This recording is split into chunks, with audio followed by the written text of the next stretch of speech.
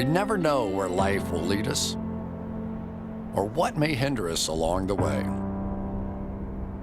But while every day can feel like one big question mark, it doesn't have to.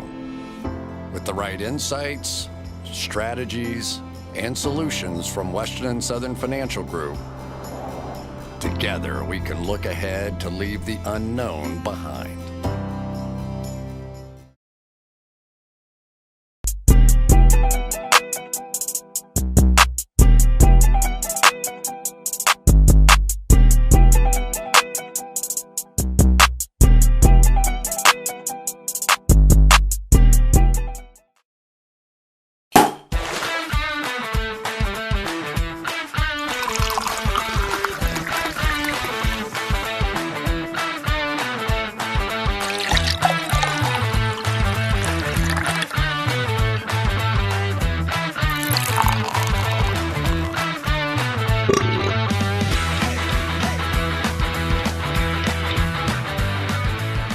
Mike, we're back in studio here in lovely Cincinnati. But the backdrop, I made a call to the editors, okay? Our producer Quinn, Mike Quinn, who I would encourage everyone to follow on Twitter. I think it's Quinn Time, something along those lines. Dude's a legend. Got South Bend back here, you know? What do you think, man? What do you think of the backdrop here? So I came in and you told me this is Notre Dame, and I'm like, that's not Notre Dame. That looks like shit. And which South Bend, I mean, kind of looks like. Dude, South Bend sucks. We went there when we interviewed Drew Tranquill, Jerry Tillery, and Miles Boykin there in South Bend. The city sucks. Notre Dame campus, though, it's like they dumped all of their money into the Notre Dame campus, and everything outside of that is just garbage. Yeah, I mean, a lot of money is encapsulated into that few blocks that is Notre Dame. But yeah, they're building it up around Notre Dame. It's getting a little nicer around there. But yeah, if you go downtown South Bend, it's there's not much to do. Let's just say that. How was your weekend, man? Any highlights from the weekend? Oh, I have one big highlight from the weekend. That was you talking trash to me all Saturday when we were. If you don't know Austin, he is an ultimate trash talker. Pretty much anything he does. And so when he talks trash to me when we were playing Beer Die, which if you've never played Beer Die, it's the best drinking game to play when you're watching football. And I said at one point in the game, I said, I'm gonna hit your cup to beat you, and then I hit his cup to beat him in a best of 3 series. It was honestly the worst Beard Eye performance I've ever put together. Yeah, you dropped like 6 in a row. I was horrendous, and I was dreading this moment to bring it up. I had a terrible weekend. My weekend was awful. That was a huge part of it. I made a ton of other bad decisions this weekend. I bet a ton of money on the Chiefs and just watched that fail, wash away here. Yeah, that one did. I bet on the Falcons again and just got let down again. It was a bad financial week, bad football week. Beard Eye, I was a freaking disaster. The partner, I had a guy, I just met the guy, and when you just meet someone, you're trying to freaking flex on him a little bit, show that you can play Beard Eye. He whispers in my ear, he's like, hey man, they're trying to throw at you right now. I can try and catch some if you want. I almost like died right there. I was like, oh my gosh, this guy's treating me like I'm a loser. Do you need a sub? It was so bad, dude. It was so bad. It's like that guy and when you're playing pickup basketball, they're like, hey, just pass it a little bit. Yeah, that's pretty much exactly what it was. All right, well, let's go ahead and get into Dane Brugler's top 5 underrated prospects. Dane Brugler, friend of the podcast, we've called him before, and I quote, an elite mind in the space. You made fun of him before, but we're going to continue to roll with it. But Dane Brugler, go ahead and kick us off. Read this full list to us, and let's look at some of these prospects. Yeah, I thought it was an interesting list because Dane, obviously well-connected around the NFL. Probably a little bit more so than us, but a lot more so than us at this point. And we're not playing Beard Eye with any GMs, okay? Yeah. I'll tell you that right now. And so he gets to hear this buzz from people. And some of these names we've brought up already. First one on his list, Jordan Smith, the UAB edge defender. We brought up, I think, last week for his performance. The 6'7" long edge defender who we came into the season saying he needs to get a little stronger. Like he was, I think he listed at 245 last year, was very skinny off the edge and definitely has added that aspect to his game. Is up to 255 this year and has produced pretty much game in and game out. So interested to see how he develops. I'm pretty sure Jordan Smith, so edge defender for UAB, listed at 6'7", 255, like you said. I think he has the highest pass rush win rate of any edge defender in college football right now. Of course, it's weird comparing edge defenders right now because there's guys in the SEC that don't have anywhere near the number of snaps that he has. He's played over in 4 games now. However, the production has been very good. A 90.1 pass rushing grade against Central Arkansas, 89.3 against South Alabama, 22 total pressures already so far this year. The production has been there, and I think what you rarely see on underrated prospect lists from other analysts are guys with really good production. Usually it's guys that are freak athletes that like on Bruce Feldman's Freaks list or whatever it may be. To see a guy that is grading really, really well for us so far this year that is on another person's prospect list or underrated list is encouraging to see. And the thing that kind of sucks for Jordan Smith is that his schedule the rest of the season, you're not going to face an NFL caliber tackle. No. So he's probably going to dominate. He's probably going to stay near the top in terms of pass rush win rate. But he's a guy who we really won't know. I mean, needs a Senior Bowl. He needs a Senior Bowl, that sort of thing. All right, number 2 on this list, Christian Darrisaw, offensive tackle for Virginia, 6'5", 314 pounds. He is one of the highest graded players in college football this year. The highest graded tackle. The highest graded tackle, a 94.8 PFF grade so far this year, a 94.0 run blocking grade. And for those that don't know PFF system, you can kind of infer that earning good grades as a run blocker, you're pancaking guys, you're moving guys off line of scrimmage. But also, what's really important, and Darrisaw has done a good job of this, it's avoiding negative plays, avoiding missing blocks and those types of things. That gets, I think, underrated when looking at good run blockers. Like, people want people movers, these pancake guys, but you can't miss blocks either. You can't give up tackles in the backfield, and that's something he's done a really good job of this year as well. Yeah, he's very athletic, and he plays an under-control brand of football for being that athletic. Like, he's not out of control trying to kill guys. Usually you see guys with high run blocking grades, you think, like I said, those people movers who are trying to crush guys, and no, he's just very sound play after play. I was very impressed with him watching his tape. He's allowed only 4 pressures all season long on 89 pass blocking snaps, and honestly, they weren't even like that bad of pressure. Some of them were not even like one-on-one losses. They were just blitz pickups that went a little awry for him. So I'm a fan of his game. True junior, but he took a prep year, which I'd call him a redshirt junior at that point. So, but I think this guy probably comes out and is probably, so this is the article concept was Kuka push into the first round. I could see this guy make his way in the first round. Wow. That's the type of athlete we're talking about, a tackle here. And he's been a 3-year starter for Virginia Tech. So there you go. Looking at the next guy on his list is Terrace Marshall Jr., who blew up this past week. Had a ton of production, has a ton of touchdowns so far this year. 6'3", 200-pounder who plays for LSU, wears number 6 for them, plays a ton in the slot. And you look at that as a bit of an indictment. You know, you can't win outside. Jamar Chase was winning outside before he opted out. But I don't know if you heard on the broadcast on Sunday night when Chris said he was talking to Justin Jefferson and said, hey, man, like, why are you playing the slot at LSU? You have the size, the 4'4", and he's like, they told me that if I play in the slot, I'm going to catch a shitload of touchdowns. And they're like, that's exactly what they're doing now with Terrace Marshall Jr. And part of me, I watched all of his targets this past week and in the weeks prior. Part of me is concerned because you don't see him against single coverage. It's the same concerns we had with Justin Jefferson. But with that prior, knowing that LSU puts their top guys, or believed to be top guys, in the slot, I feel like you have to feed into a little bit, seeing what he can do after the catch, seeing his speed at the releases and stuff like that. Though he's not seeing this press coverage as much as you'd see on the outside, I think there are some things to his game that I really liked, especially this past week. Yeah, so he's a taller wideout. I think he kind of fits in that bucket at 6'3", 200. But he's fast. Mm-hmm. Like, he's averaging 20 yards a catch this year for a guy who's 6'3". He gets off the line of scrimmage downfield. Yeah, he's a downfield threat at that size. He has 4 drops this year, but I really don't worry about his ball skills. Like, I think he's good at the catch point, just some concentration drops. But this past week, like you said, 11 catches, 236 yards, monster game for him. 10 of those catches go for first downs. I think he can add some after the catch as well at 6'3", 200. He has 4 broken tackles already this season. I still think he's a little skinny, like 6'3", 200. At 6'3", I'd like to see him up to like in the 215 range, add some muscle to his frame.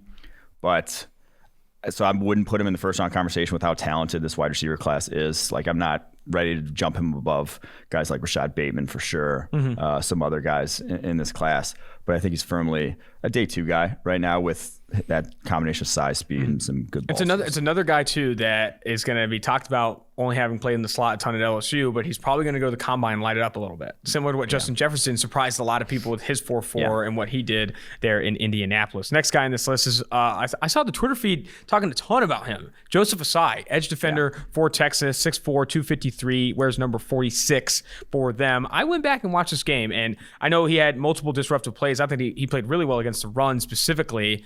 I didn't see an elite athlete off the edge. I didn't see him burning people with true speed, but he did win with his hands well. I thought he had really strong hands, violent hands, came down with a handful of chop moves that I thought obviously were successful this past week, 4 pressures. What were your overall opinion of Asai? What is your opinion? So I think he's a guy who I'm not necessarily sure he's going to test out elite as a sort of 40-10 split guy. Mm-hmm.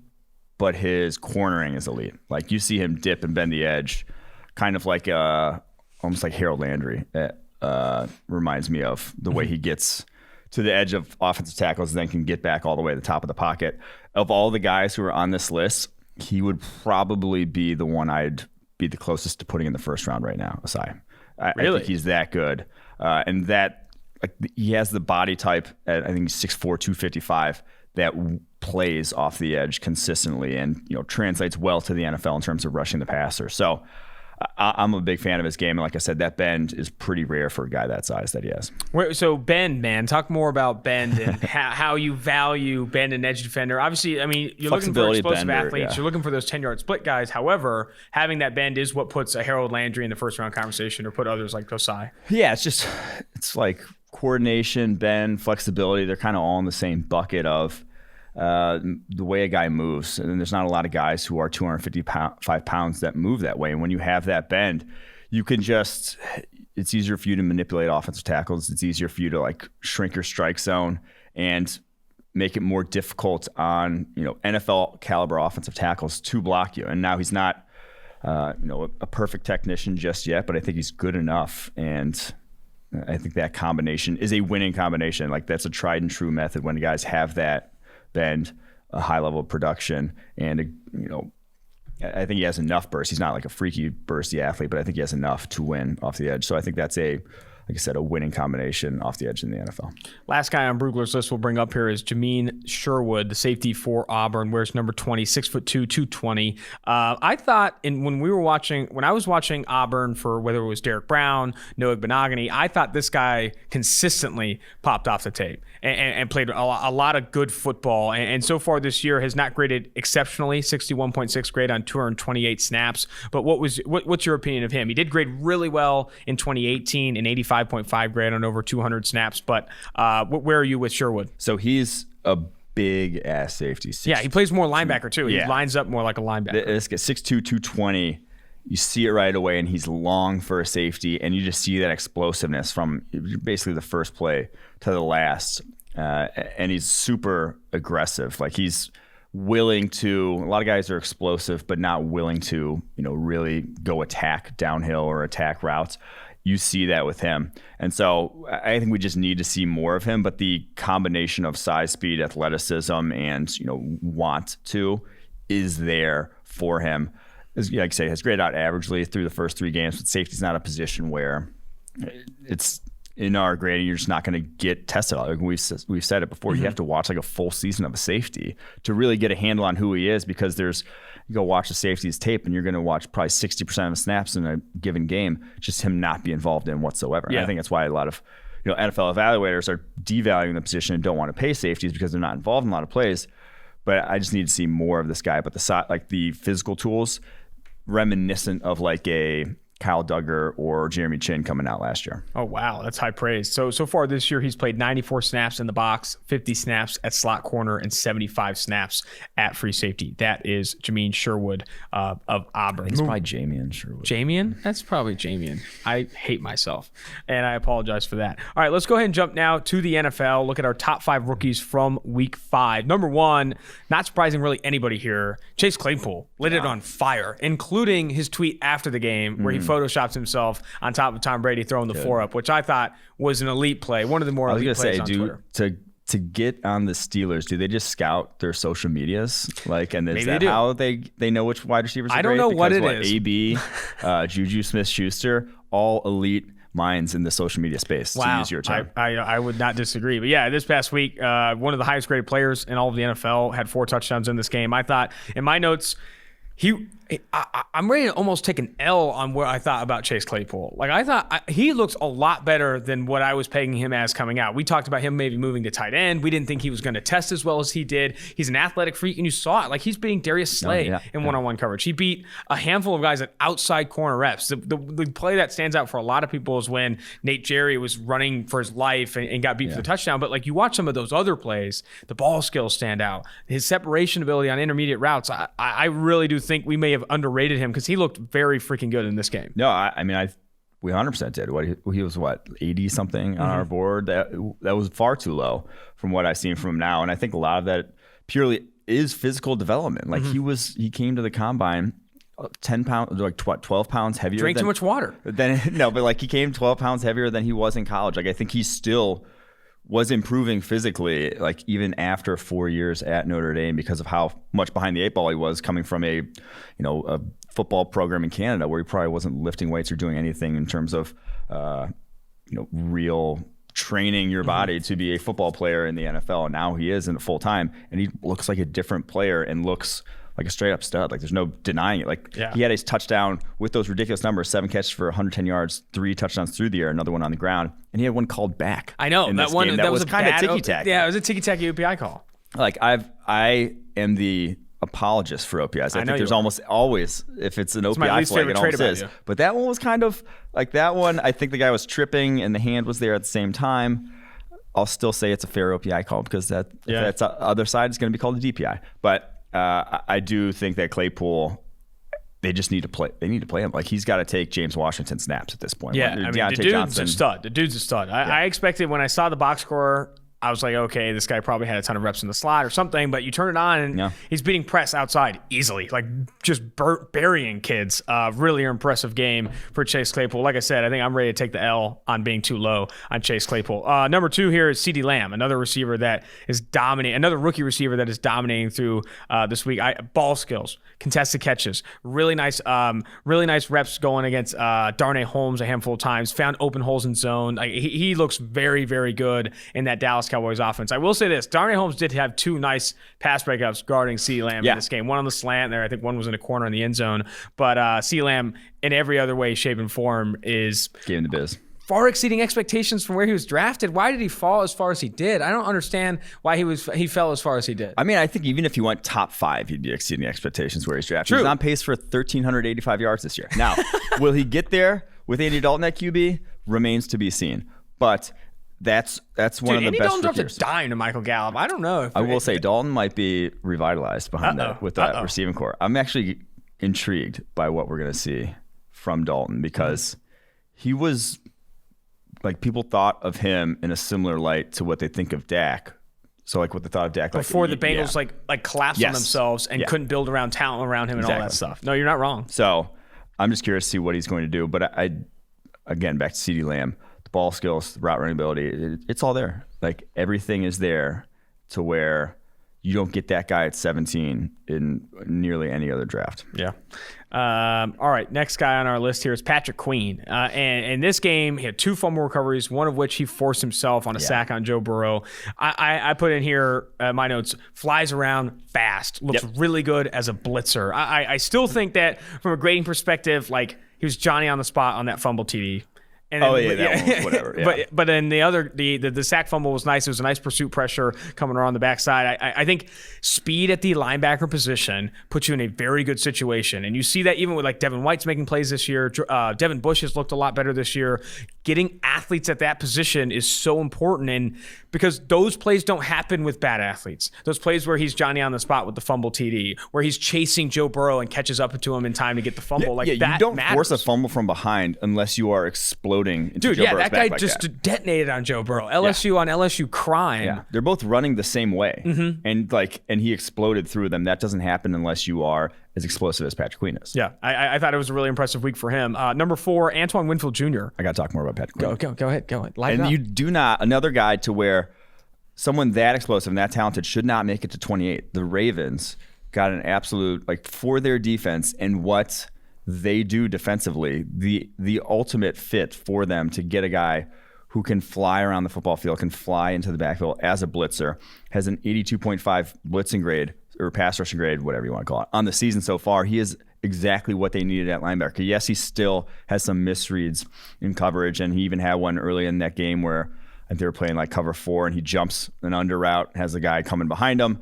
That's going to happen with him, but he's playing much faster than I think he was early on in the season, and you love that he's going to actually just take that chance to break up that route rather than just be stuck in mud, not trusting what he's seeing. Yep.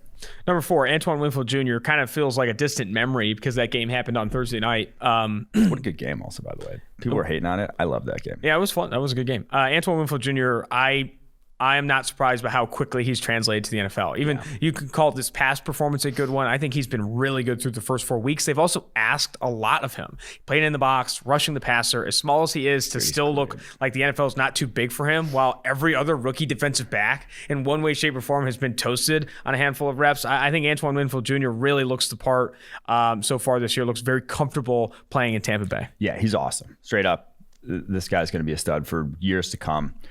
The pass breakup he had in that game was pure just, so they're playing quarters. He's on that side. Pure just like route recognition to where flat-footed read, he doesn't give an inch. He doesn't buy what was it Allen Robinson was selling on any sort of post or deep route. Knows it's coming to a dig and just sits there on it. And if it's a well-thrown ball, or if I think Foles realized at the last second that wasn't open, tried to throw it behind him. If that ball's on the spot, he's picking it off. Like, that was a great play from him. And what I also love, 1 missed tackle all season long on 27 attempts. They could use that. They like compared to someone like a Justin Evans and that safety that they had before him, not good. Yeah. Or, I mean, crazy.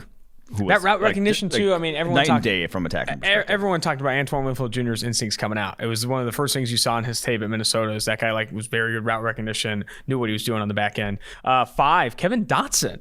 Pittsburgh Steelers offensive lineman making it out here on the top 5 here. Yes. So the second game he's played this season, filling in for injuries up front. Didn't allow pressure on the first one. Now going up against the Eagles, pretty darn good defensive tackle group that only allows 1 pressure in this one. Guy didn't get a combine invite. The Steelers, they scout a couple positions probably better than anyone else. And one's interior offensive line, the other wide receiver. We've talked about 2 that they've drafted this year. Look like, straight up quality starters already, Dotson and Chase Claypool. There you go. Steelers are ripping it up to start here. All right, we're going to take a quick break. When we come back, we're going to look at top after close segment here. We're going to highlight some guys, some second-year NFL players that performed well this past week, and then also our blackout segment looking at college prospects and rookies that had performances they'd like to forget. And then we're going to go to our Raise a Glass segment looking at some of the top college prospect performances when we get back. All right. After close, number 1 on this list is a guy that I just couldn't believe was still catching the football time and time again. I was like, wait, is that same guy? Travis Fulgham, Philadelphia Eagles wide receiver, was lighting the Steelers defense on fire. He was playing exceptionally well this past week. Yeah. I had forgotten about him after the draft. So does most of the league. Right? How many times that guy got waived? He got waived by Green Bay, Detroit, I think a handful of other teams as well. Finally sticks it with Philadelphia, and he's not going anywhere now. That is an injury-plagued receiving core that needed a guy to show up, and finally it was him. So he was a 6th rounder, the Lions, coming out of Old Dominion. Very productive at Old Dominion. I loved his ball skills. He was not a good athlete, and was testing wise didn't test well. I did not expect him to be able to get open himself at the NFL level. But when the ball's in the air, guy attacks it really well. And you've seen that shit in this past game. Some ridiculous contested catches against Pittsburgh. So many. 10 catches, 152 yards. Now, I'm not sure he's your great game. Don't get me wrong. I'm not sure you're this is your one going forward. He's not just going to take Alshon Jeffrey's shoes right now. It is one game. I will pump the brakes a little bit, but man, he looked good. He did look good. You see that lack of athleticism a bit when such a high percentage of his targets were contested. Yeah. This guy was in situations where he had to come down with good ball skills and contested catch situations, but you still love to see it from a former 6th rounder that's been through the ringer so far in his NFL career. Another receiver I'll mention, a 2nd-year guy. I guess I'll do these 2 back-to-back here. It's Darius Slayton, DK Metcalf. Both of them looked really good this past week. I'll start with DK. DK might be this guy. Might be a legit wide receiver 1 in the NFL. I remember we talked about him a little bit, saying he's never going to be a guy that catches 100 balls for you in a season or whatever it may be. Mm-hmm. He looked really good in this game, running in-breaking routes and different route concepts over goes and etc. I thought looked really good in this game to a point where I think maybe DK Metcalf is vaulting himself into wide receiver, top wide receiver stats in the NFL. Well, still, only 6 catches, which if you do that for a whole season, would only be 96 catches. True. So not 100. I apologize. No, I'm kidding. But he has. I had high expectations for him. He was our number 1 wide receiver, but he was still 14th on our board or something like that. He still was not in the territory of I feel great about him as a wide receiver in the NFL. I think he's going to be this guy. If you knew he was going to be this, he would be a top 5, 10 pick in the NFL draft. So did not see it being this dominant, but man, he is just, like I said, that physical advantage of being 230 pounds with a get off at the line of scrimmage that rivals, 180, like Deshaun Jackson's, rivals these undersized guys, that he can just beat you so many different ways that he doesn't need to be a complete route runner. And he doesn't need to catch 100 balls to make a massive, massive impact. I mean, he's the only receiver in the NFL with 90-plus receiving yards in every game. Yeah. And he's done it on only 22 receptions. Like you said, he's not even on pace for 100 receptions this season. He wins the valuable routes downfield. But I will say in this game more than others, I felt like he was winning a more variable route tree. He was doing a lot of different things for Seattle, and they were going to him. They were feeding him when the game was on the line. I don't know what happened to Cameron Dancer on that play. By the way, he was so lost at the catch point in this entire game. It was brutal to watch. But DK Metcalf looked really good. He was 4 yards away from the ball, thinking he was and on the David Moore it. drop touchdown too. Cameron Dancer was like, "Where are you? Where are you on this play?" That was tough to watch, man. He was. He and Jeff Gladney both didn't have great games, but it's been tough to watch these rookie corners, man. So many of them getting thrown to the dogs. A couple more guys I'll mention here. Chris Lindstrom earned a really high grade this past week for the Atlanta Falcons. Jamel Dean was pretty lights out on Thursday night. He is another awesome. one. And even that touchdown he gave up to Jimmy Graham, the one-hander. Yeah. That was great coverage. Yeah, it was. You cannot, if you force a guy to make a one-handed touchdown catch in his hip, you did your job. Yeah. I don't give a damn that it got hauled in. Rashad Fenton has had back-to-back weeks now, too, looking really good for the Kansas City Chiefs, playing outside corner. And then the last guy here is Cleveland Ferrell, had up there with one of the better games of his career going against Kansas City Chiefs. And I'm not saying again it's one game, but in this one, beat guards twice, beat the left guard twice, rushing the passer, had hit Eric Fisher with a dirty spin move late in the game for a pressure, and also walked him back for a sack on Patrick Mahomes. Played well against the run a handful of times as well. This was easily one of the better games of his NFL career, and I don't think he showed anything he can't do again. Yeah. He didn't beat some guy off the edge with crazy speed for once. It was he's going to be a power rusher. He's going to get kicked inside on passing downs, but if you can beat guards consistently and walk some tackles back like Eric Fisher, that is at least way better than where he was projecting a few games ago or 6-10 weeks ago. I think Cleveland Ferrell, you need to see more of that. More consistently winning the line of scrimmage, winning your one-on-one matchups with guards. I think this is a tip of the cap performance for Ferrell. Yeah, I always thought that was probably his best role, was interior rusher was what he looked at his best, because he was not your bend the edge guy. He was not burst off the edge. He was never a great athlete. That was not his game. And I thought he won with his hands a lot better than he won any other way. And so that just usually translates better to the interior. 9 pressure is a little inflated by the fact that Mahomes is just playing an absurd brand of football right now. What was that? Dude, I've said that since, what was the game? Might have been week 2. I can't remember what. Could have even been week 1. He's been doing this a lot all year. Yeah, or he's turning into Aaron Rodgers. That's what he's doing. Uh-oh. And he's thinking, because I can get away with it. I can back out of any pocket and make something happen. When he did that crazy back out scramble and then that seed to Travis Kelce. Yeah, crossbody. Yeah. What are we doing here? Insane. But it's just because you that is, I called it with Aaron Rodgers, it's fool's gold. It's way easier to just step up in a pocket and hit a guy in the midst of a route. Because guess what that fool's goal didn't do late in that game? He tried to do a lot of the same stuff late in that game and could not get it done. And then, Raiders hung 40 on them, but I still feel like that offense was not. Patrick Mahomes was making a lot of mistakes, making a ton of mistakes. And he's just not stepping up in pockets, which is in the long run going to honestly subject you to more hits. It's not stepping up in pockets. You don't want to step up in pockets because you feel like you're not as protected. but that's where you're the most protected, is because they're trying to protect you there. You know, you're not protected when you're on your own trying to run for your life. Let's get to our blackouts here. We've been way too positive this entire podcast. Starting in the NFL, the obvious blackout segment for the rookie is Joe Burrow. He did not look good in this game. Really struggled in this game. Struggled under pressure. I think averaged fewer than 2 yards per attempt under pressure. I came away this game very concerned with Joe Burrow and what he's going to be able to do behind this Bengals offensive line. I came away concerned for his health too. Yeah. Because he's on pace for 70 sacks, to take 70 sacks this season.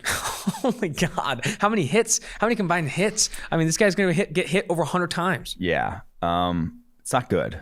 And they tried to get him to protect himself by doing like empty sets, just get the ball out of his hands before the offensive line could do anything. But that didn't work either, because what they were throwing at him, he just wasn't processing. Martindale was in enough. his bag. Yeah, exactly. So many unblocked pressures, and I don't know if that was just an ineptitude on Zach Taylor's part or Martindale, making plays, but like they had so many unblocked pressures in that game. Like they were getting free rushers all day long. And that pick he had was easily his worst play of the season, it was just unblocked pressure, and that was just panic. Like at that point, if you're panic throwing, take the sack. Like he didn't want to do anything. And then AJ Green's effort was kind of got a lot brought on Twitter there. Did you see the mouth read? He said, just trade me. I don't know how that's going to go there. Everyone was saying that he didn't want to get traded this past year, though. I talked to a bunch of the Cincinnati Enquirer guys and said, no, he wants to be in Cincinnati forever. Is that changed? Maybe. I'm not sure. Was there an honorable mention for the Blackouts here? I go to the defensive side of the ball. This one, unfortunately, Lamar Jackson, not the quarterback Lamar Jackson, the cornerback Lamar Jackson, New York Jets, really probably shouldn't be playing. The guy was a UDFA, but just because the Jets have nobody at cornerback, he's in there. He gives up 165 yards this past week against the Arizona Cardinals. Not great. He kind of got torched by D-Hop. Another rookie cornerback on the torch list here. All right, college area. De'Aaron King makes the blackout segment this week. Oh, man, watching him against Clemson was... Those Clemson corners, though, are good. They have some talent in the secondary. It reminded me of Jamie Newman against Clemson last year, where it's just like you're not going to have guys open. You're going to have to create kind of by throwing creatively guys open, and just he doesn't have that in his game. Like that's not part of De'Aaron King's game. And you saw his arm get exposed. Like that pick he threw in the end zone was just late, too slow. Like that. That's why when you hear in the spring, why isn't De'Aaron King getting looks at quarterback? It's going to be throws like that NFL evaluators just like, this isn't going to work in the NFL. Yeah. Ever. So. I mean, it's one thing when you're that small and you have Kyler Murray's arm. Yes. If you're that small and you don't have that arm talent, it was pretty wild. I always thought that 14-point spread was weird. I thought Clemson was going to blow the doors off them. They ended up winning 38-3 in that game. Or not 38-3. Sorry. 41-17, right? Yeah. Sorry about that. I'm dumb. What was I going to say next here? I just got blown and my brain is wrecked. The defensive one? Jabril Cox, blackout segment. Yes. Obviously, LSU, a blackout for a lot of people defensively. They've been a mess. But him in this one gives up 5 catches for 95 yards. And he had a nice play against the screen. But, yeah, Cox not seeing the rise like a Patrick Queen did last year with his transferring from North Dakota State to LSU. Not that he's been awful by any means. This past week was easily his worst graded game of the year. But I just think he's nowhere near that level of athlete to make his way into the first round. All right. Let's jump to the Raise the Glass segment here. Look at some back positive. Yeah, back to positive. Highlight some of the top prospect performances from this week. Let's get Zach Wilson out of the way, because we were talking about Zach Wilson every freaking week now. Zach Wilson. This guy is grading really, really well. Went against UTSA. I don't think they covered that number, that 34.5, but he still lit it up. Yeah, so he has his grades this season, passing grades, 90.2, 87.7, 94.1, and 92.7. Just lights out game after game after game. And now, again, Navy, Troy, LA Tech, UTSA. That, it goes, there's reasons for that. But, I mean, Jordan Love's last year was going up against the same guys and not grading out anywhere near this level. So, yeah, I don't know how much longer it's going to take for him to, what he's going to have to do to really, how many games of this it's going to take for him to prove that, I'm a first-round quarterback, or like I belong in that QB3 conversation, or maybe even QB2 conversation, whatever. But he's got the tools, man. The guy's pretty sick. All right. I mean, so he's not eligible for the Senior Bowl, though. No, it's true junior. Do you think he comes back to school? That is an interesting one. I feel like he'd probably still be a first rounder. I mean, if he does this all year, I think he's going to be a first rounder. So you're a first round, you leave usually. Yeah. Well, another guy, we talked about him, Darrisaw. We talked about Christian Darrisaw. Darrisaw playing well this past week. And running back season, Travis Etienne, Najee Harris, Khalil Herbert, Michael Carter. Khalil Herbert's getting some love around the nation right now. A lot of people are big fans of his game. And Travis Etienne, this is the first thing I put in my notes. Why in the hell is Travis Etienne not playing in the NFL this year?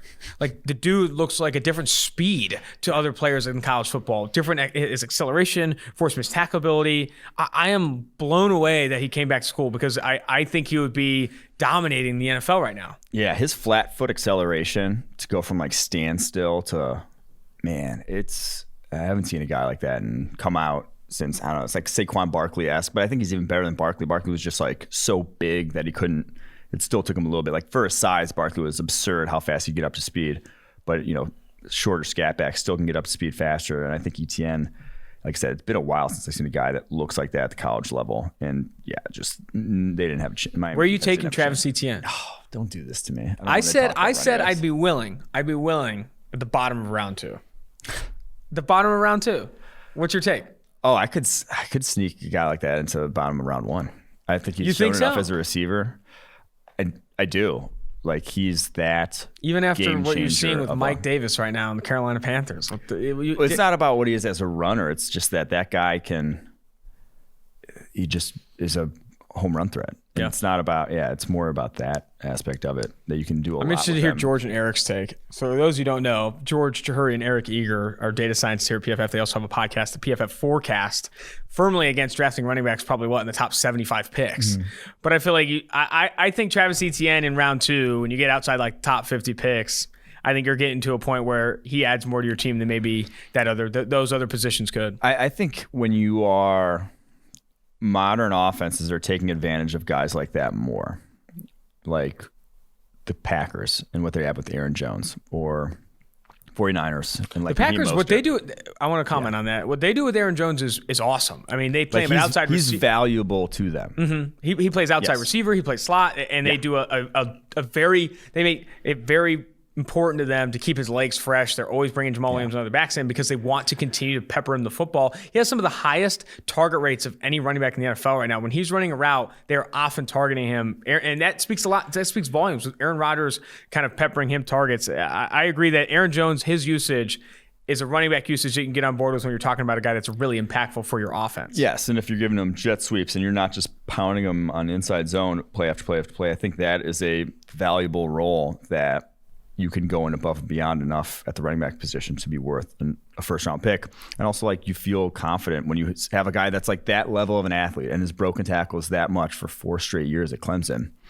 You feel very confident. Oh, yeah. The confidence level is big, too. I agree with that. All right. Last guy on the offense side of the ball that we're raising the glass to is Kenny Yeboah. I think I'm pronouncing that right. Kenny Yeboah. I just want to talk one more about Michael Carter there. North Carolina running back. This guy is awesome to watch. 5'8", 199, ultimate scat back.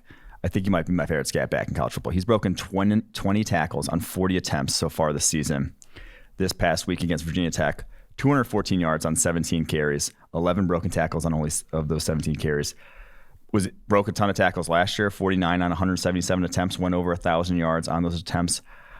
Fan of this guy's games. He's averaging over 10 yards per carry this year. Oh, man. Another guy who... I like this type of running back in today's NFL because they are difficult to bring down in space. Yeah, and you need those guys that force missed tackles, man. All right, Kenny Yeboah, the tight end for Ole Miss, 6'4", 240, earned an 85.5 grade this past week, doing it against Alabama too. I honestly, this guy's been played at Temple for the first 4 years of his collegiate career, 2016, 17, 18, 19, and then transferred to Ole Miss this past year and looks the part in the SEC through 3 games. Yeah, did not get utilized in, say, a favorable usage pattern at Temple. Like, he was getting targeted at all underneath stuff in his career there. They're actually using him and his athleticism, because he's fairly athletic, more down the field. Obviously, his past 181 yards. A lot of that was on one chunk, 68-yard touchdown that he had. But makes 2 real nice adjustments on, like, back shoulder throws. not going to be much as an inline blocker. He's still only 240 pounds. So he's kind of like that in-between guy. So I don't know where he ends up, the NFL seeing him. But as far as just like ball skills and athleticism compared to tight ends, he's got a lot more than a lot of guys in this class. So my only qualm, and I want to watch him more closely, is that he didn't wear a single-digit number at Temple, so I can't confirm whether or not if he's Temple tough. Well, that's why the inline blocking. You just got to question that right away if he's not wearing single-digit. It's a huge question mark right now, and I think he's got to earn it. He did wear 84 at Temple, and he's still wearing 84 at Ole Miss. It could be a number he holds near and dear. Maybe he was offered the Temple tough single-dig. I don't know. I don't think it's an offer. I don't think it's an offer you turn down much, but we'll see. All right, 2 defensive players we're going to highlight before we jump off the podcast here is Darian Kendrick and Azeez Ojulari. Darian Kendrick, the Clemson cornerback, is a monster. Yeah, he's good. He's very good. So they have, but I like the other guy too there. Booth looks good. They have a lot of good defensive backs at Clemson right now. This guy, so on the season, in this one, 0 of 4, target 4 times, didn't allow a catch, 1 interception. On the season, he's been targeted 8 times, still yet to allow a catch, and has 2 pass breakups through 3 games. He's a former wide receiver back in 2018, started as wide receiver, switched to cornerback last year. And anytime you hear a cornerback's former wide receiver, it gets you a little like going, like, oh shit. You might have some talent. You go, okay. Okay. And you're like, Richard Sherman comes to mind, Joe Hayden, all these guys who, made that switch, and you're just like, okay, that's what I Trayvon Diggs. Yeah. You're like, that's gets you going. So Keith Mumphrey, Michigan State. It's just all you hear is just upside. Yeah. Pounding back in your head. So yeah, he just fucking went to town on the Miami wide receivers in this one. That is awesome. All right, the other guy you mentioned here, Azeez Ojulari, the Georgia edge defender, 6'3", 240 pounds. This past week so far this season, an 88.5 overall grade, 13 total pressures on the year. He, I think, too, in addition, has one of the highest pass rush win rates so far this year as well. Yes, and so he looked good as a sophomore backer. I guess it was a redshirt freshman back in 2019, 38 pressures. Just the fact that you're starting as a redshirt freshman on the defensive line at Georgia, pretty impressive. I think he's looked even better this year. 13 pressures now through 3 weeks. Little on the lighter side, 6'3", 240 he's listed at, but he's that guy who's that bend, burst type of edge rusher. He had a nice sack fumble where he got almost 2 forced fumbles on the year. Got like almost to the ground, bending the edge, came back to the quarterback against the left tackle there for Tennessee, and got the forced sack fumble. So it's just a name to watch going forward. I mean, he's off to a really, really good start. Yeah. 13 pressures on 66 pass rushing snaps, an 84.4 grade, 2 forced fumbles. That is really impressive for Ojulari. Need to see him against Leatherwood this weekend. We'll highlight that one. Let's go. The Wednesday podcast. Speaking of which, we had a couple of reviews come in this week, and I came up with the name for the segment. The name for the segment where people rate and review the podcast, and they leave names for us to go over on the Wednesday podcast. Someone mentioned it on YouTube. Celeb Shot. Oh. Celeb Shot is the name. So if you rate and review the podcast and leave a name of any rookie, any draft prospect, we'll even extend it out to any player in college football, any NFL player. We will go over it on the Wednesday podcast on our Celeb Shot segment. Just leave a review. Make sure it's 5 stars. It keeps food on the table for Mike. It keeps beers in the fridge for Mike. You definitely need to do that. But until next time, this is Austin Gayle, Mike Renner, 2-for-1 Drafts. You want to get rid of me and get back to more great PFF YouTube content? All you have to do is push that button right there and subscribe. Thanks for watching.